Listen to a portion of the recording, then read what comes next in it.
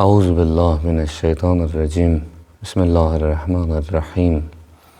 Ve bihi nesta'in innehu hayrun nasirin ve mu'in. Nehmeduhu ve nesta'inuhu summassalatu vesselam ala seyyidina ve nebiyyina.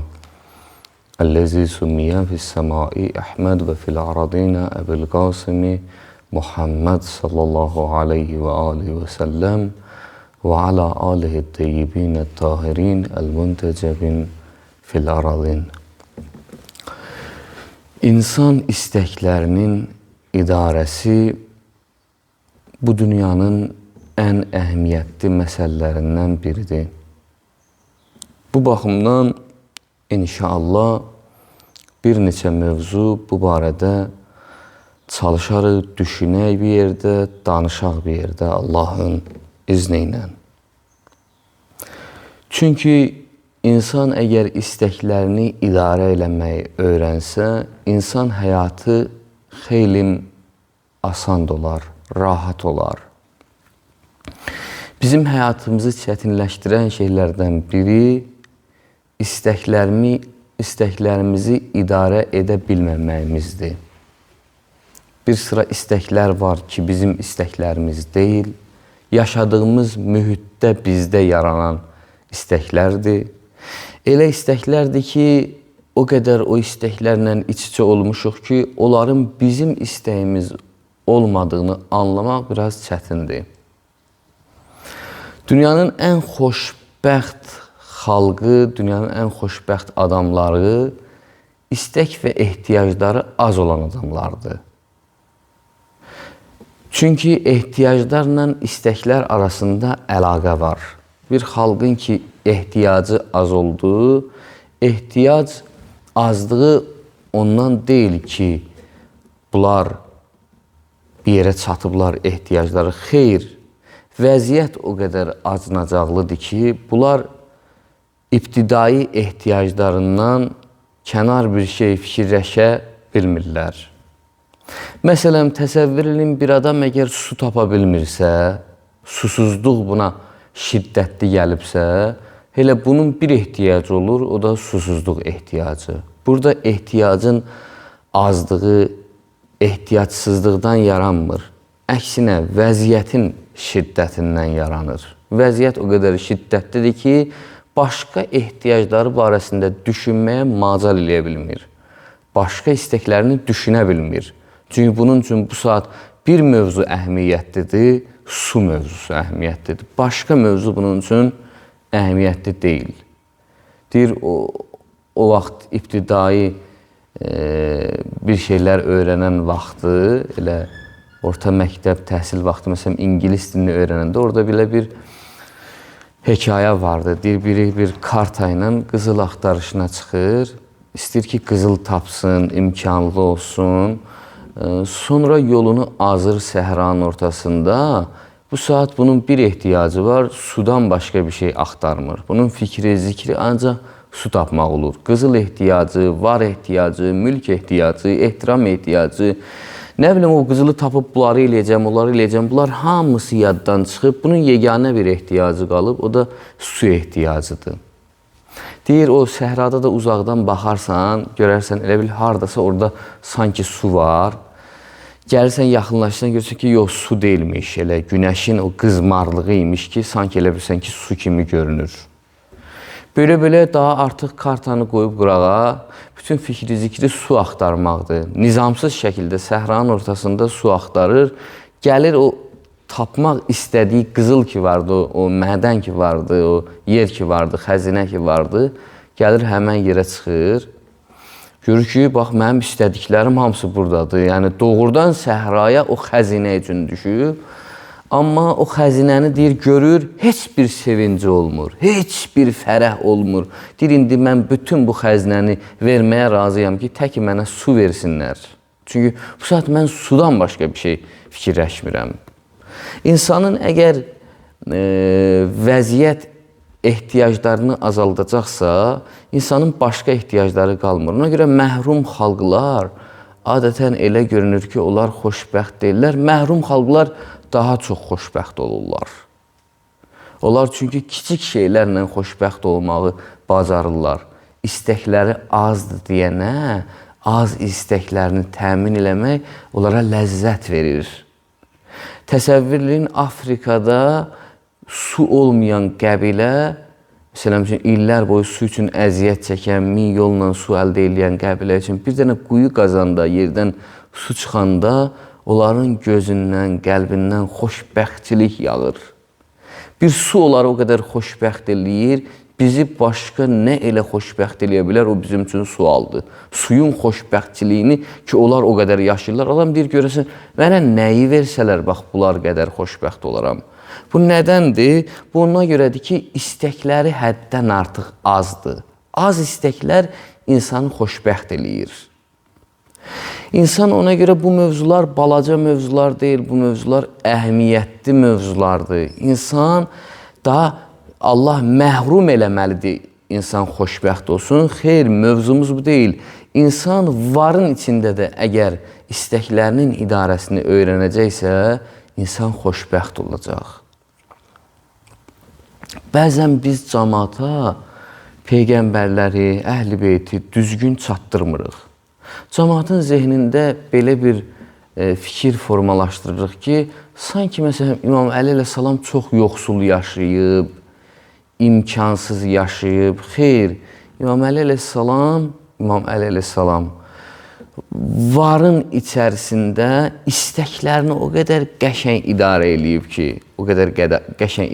ki, varın içərisində xoşbəxtçiliyi öyrənib, varın içərisində özü ilə bağlı məhrumiyyətlər başa düşüb.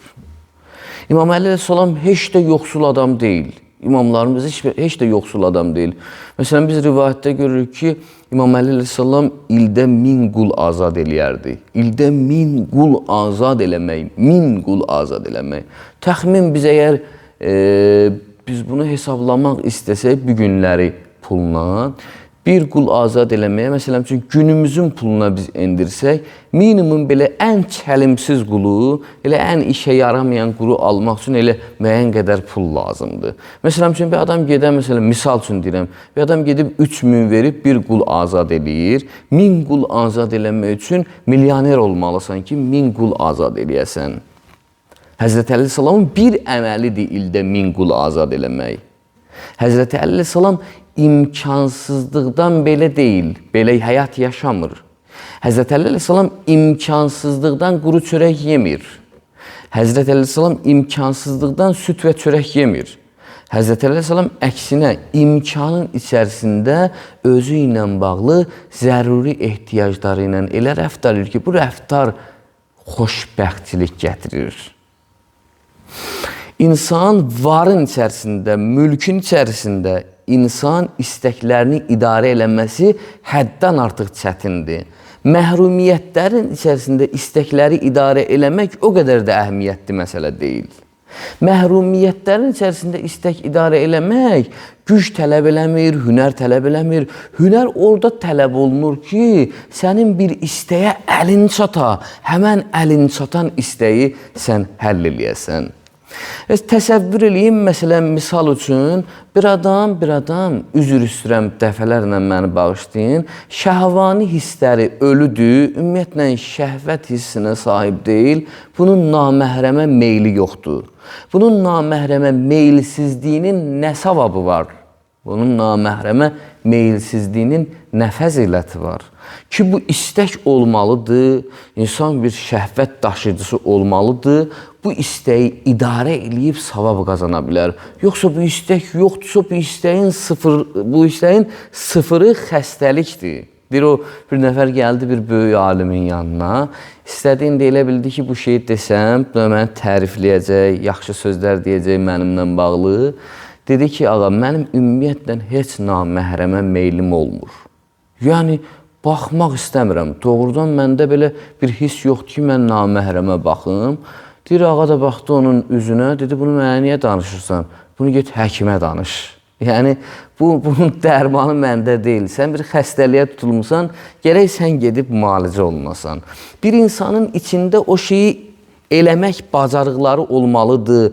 İnsanın elə bil imkanları geniş olmalıdır. İnsanın əli çatan yerləri geniş olmalıdır.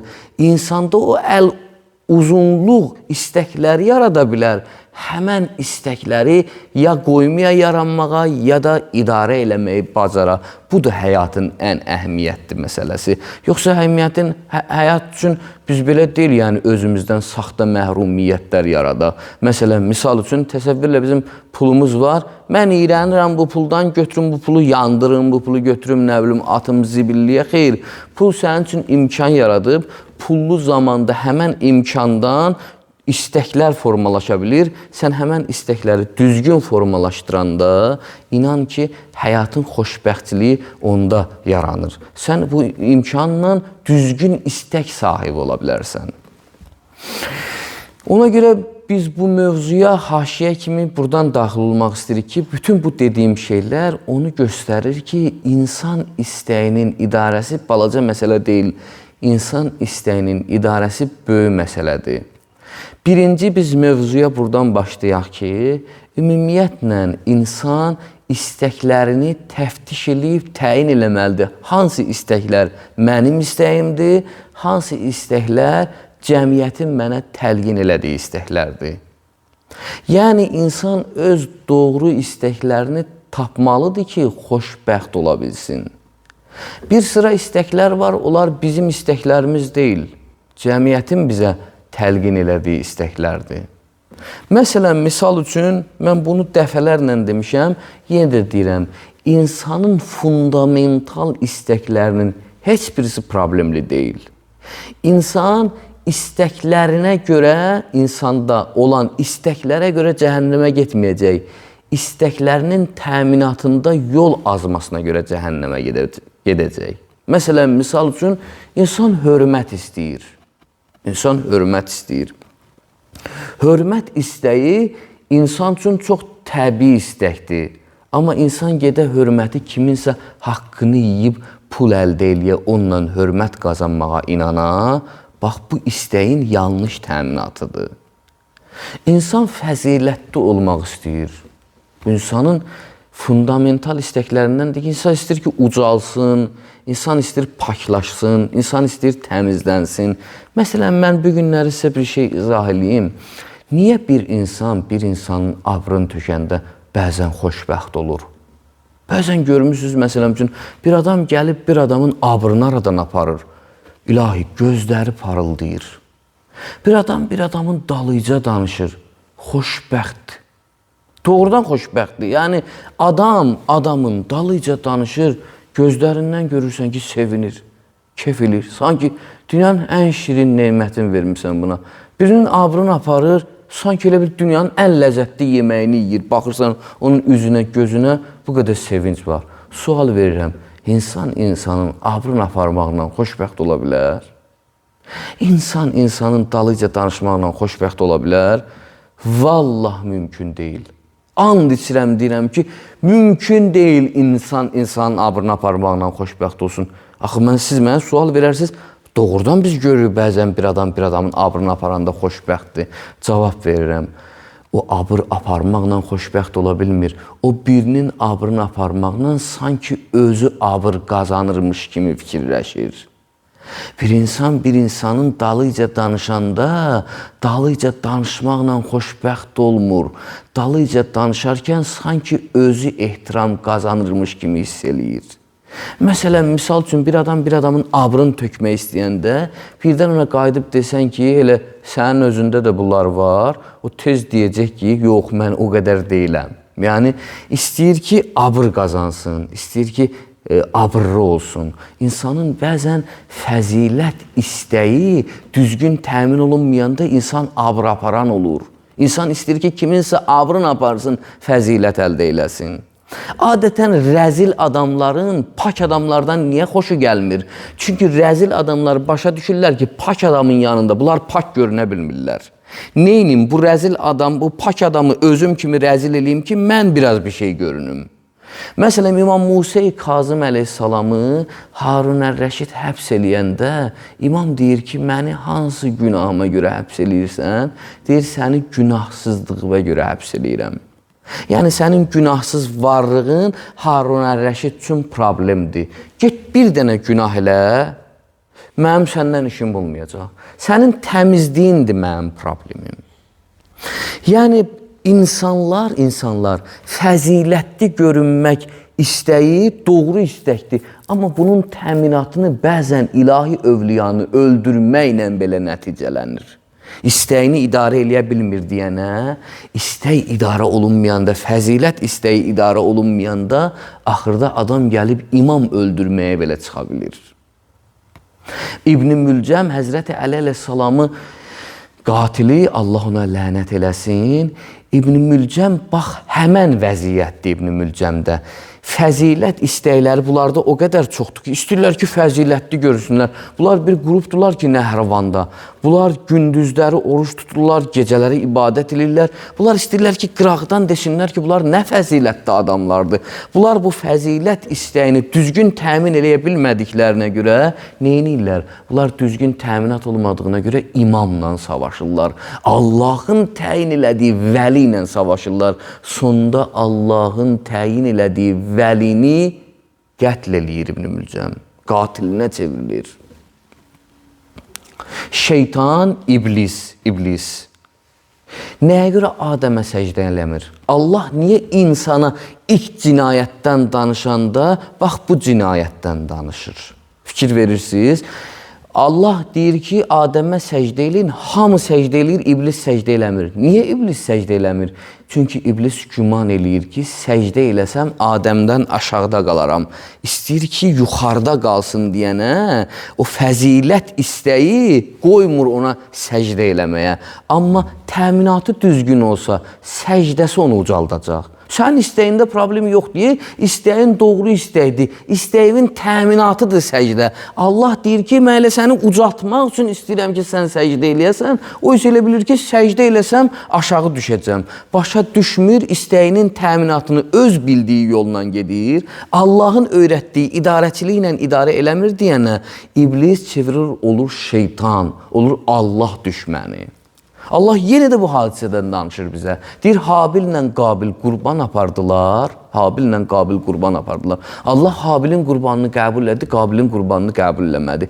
Qabil niyə vurur, Habili öldürür? Çünki Qabil başa düşür ki, öz-özlüyündə elə başa düşür. Fəzilətli olmaq istirağı. Görür ki, Habil məndən fəzilətli oldu. Habil məndən üstün oldu. Neyniyim mən ondan üstün olmaq üçün? Yeganə yol öz-özlüyündə təyin edir ki, öldürməliyəm ki, onu mən fəzilətli olum. Çünki onun varlığı məni qoymur fəzilətli olmağa. Amma birdən Qabil, Habil qurbanı qəbul olunandan sonra onun ətəyindən yapışsaydı, onun üstünlüyünü qəbul eləsəydi, təminatını düzgün eləsəydi, idarəsini düzgün eləsəydi, bəlkə də Habildən də ucalardı. Bəlkə də Habildən də çox yuxarı məqama qalxardı. İstəklər, insanın istəkləri, fundamental istəkləri problemli deyil. Sonradan istəklərin təminatları başlayır. Əgər insan istəklərinin təminatını, idarəsini düzgün tapmazsa, insan zəlil olar, insan bədbəxt olar, insan istəklərini idarə eləməlidir. İndi bizim mövzumuz bu olacaq ki, insan istəklərini belə keyfi idarə eləməlidir. Yoxsa istəklər belə ilahi idarə ilə idarə olunmalıdır. İstəklər keyfi idarə olunanda insan iblis olur. İstəklər keyfi idarə olunanda insan Qabil olur. İnsanlar istəklər keyfi, yəni öz istəyin kimi istəkləri idarə eləyəndə Yusuf ola bilmirsən. Yusufun qardaşları ola bilirsən. Mən Allah'a and verirəm İzzət Cəlalına, böyüklüyünə, kəramətinə. Allah bizə bu mövzunu layiqincə təqdim eləməyi nəsib eləsin inşallah. Gələn mövzuda Allahın izni ilə ilahi istəklə istəklərimizi idarə eləməyin yoluna inşallah başlayarıq açıqlamağa, o yolu getməyə, Allah bizə o yolu düzgün getməyi nəsib eləsin inşallah. Allah eləsin ki, doğrudan da istəklərimizi idarə eləyəndə ilahi idarəçilikdən nəsə öyrənməyi və nəsə öyrətməyi Allah bizə nəsib eləsin inşallah. Əssalamu aleykum və rəhmətullahi və bərəkatuhu.